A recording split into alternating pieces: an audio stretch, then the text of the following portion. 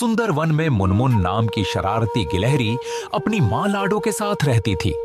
मुनमुन कभी भी लाडो की बात नहीं मानती थी। मुनमुन की हरकतों से सुंदर वन के सभी जानवर बहुत परेशान रहते थे। एक दिन मुनमुन पेड़ पर खेल रही थी और उसी पेड़ पर बबलू नाम का एक बंदर भी सो रहा था। बबलू को देख मुनमुन ने अपनी माँ से कहा, माँ, ये बंदर हमारे पेड़ पर क्यों सो रहा है? ये पेड़ तुम्हारा कब से हो गया मुनमुन, सोने दो उसे। लेकिन माँ, सुंदर वन में और भी तो पेड़ है, इससे कहो किसी दूसरे पेड़ पर जाकर सोए। मुनमुन, जैसे ये सुंदर वन सबका है वैसे ही ये पेड़ भी सबका है, इसलिए तुम इस पेड़ से उसे नहीं हटा सकती। लाडो ये बोलकर चली गई, लेकिन मुनमुन को एक शरारत सूझी। वो बंदर के पास पहुंची। उसने बंदर की पूंछ को पेड़ की टहनी से बांध दिया। उसके थोड़ी ही देर बाद जब बबलू बंदर सोकर उठा तो उसने दूसरी टहनी पर छलांग लगाने की कोशिश की, लेकिन उसकी पूंछ बंधी होने के कारण वो दूसरी टहनी तक नहीं पहुंच सका और वहीं पेड़ से उल्टा लटक कर चिल्लाने लगा।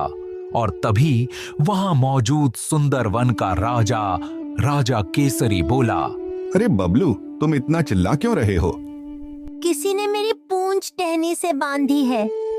लेकिन तुम्हारी पूंछ टहनी से कौन बांधेगा? किसी को क्या मिलेगा ऐसा करके?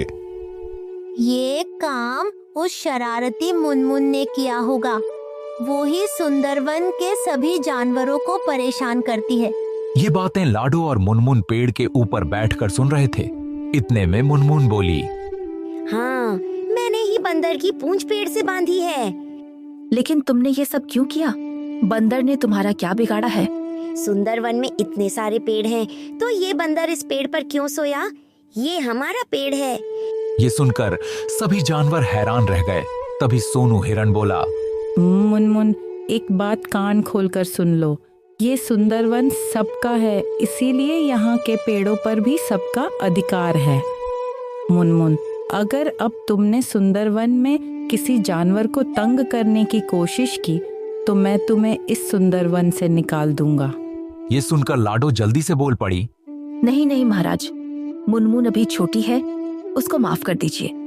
आज के बाद वो ऐसी शरारत कभी भी नहीं करेगी। मैं अभी बबलू की पूंछ खोल देती हूँ। ये कहकर लाडो बबलू बंदर की पूंछ पेड़ की टहनी से खोलने लगी और तभी बबलू बंदर पेड़ से गिर गया। इतने में राजा केसरी बोला, लाडो, समझा देना अपनी बेटी को, ये उसके लिए आखिरी चेतावनी है। ये बोलकर राजा केसरी और सुंदर वन के बाकी जानवर वहां से चले गए और लाडो ने मुनमुन से कहा, मुनमुन, तुम ये शरारतें करना कब छोड़ोगी? तुम्हारी ये न समझी, किसी दिन तुम्हारे लिए मुसीबत बन जाएगी, समझी? लाडो की बात का मुनमुन पर कोई असर नहीं हुआ।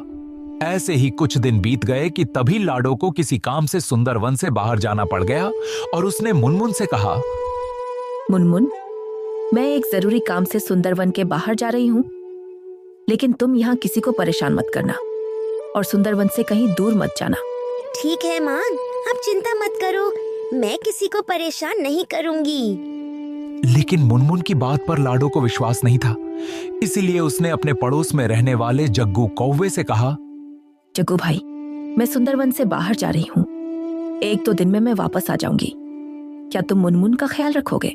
ठीक है लाडो, लेकिन जल्दी आने की कोशिश करना। तुम्हारी बेटी को ज्यादा दिन तक संभालना मेरे बस की बात नहीं है। जग्गू भाई, चिंता मत करो, मैं जल्दी आने की कोशिश करूंगी। ये बोलकर लाडो चली गई और मुनमुन वहीं सुंदर वन में रहने लगी। एक दिन मुनमुन पेड़ पर अकेली बैठी सोच रही थी, माँ को गए हुए इतने दिन हो गए, क्यों ना मैं भी सुंदरवन से बाहर जाकर माँ से मिल लूं। माँ मुझे देखकर कितना खुश होंगी। ये सोचते हुए वो पेड़ से उतरने लगी ताकि वो सुंदर वन से बाहर जा सके। लेकिन पेड़ से उतरते हुए उसे जग्गू ने देख लिया और वो बोला, मुनमुन, तुम कहाँ जा रही हो? कहीं नहीं जग्गू अंकल, मैं तो बस पानी पीने जा रही थी। पानी पीकर जल्दी आ जाऊंगी। ठीक है, जाओ, लेकिन जल्दी आ जाना, रात होने वाली है। जग्गू की बात सुनकर मुनमुन वहां से चली जाती है और वो सुंदर वन से बाहर जाने की कोशिश में रास्ता भूल जाती है। अब उसे दूर दूर तक कोई नहीं दिखाई देता जिससे वो रास्ता पूछ सके।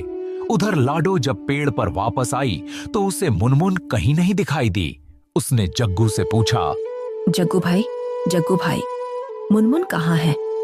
उसने थोड़ी देर पहले मुझसे कहा था कि वो पानी पीने जा रही है। उसके बाद वो अभी तक नहीं लौटी। कहीं वो किसी मुसीबत में ना फंस जाए।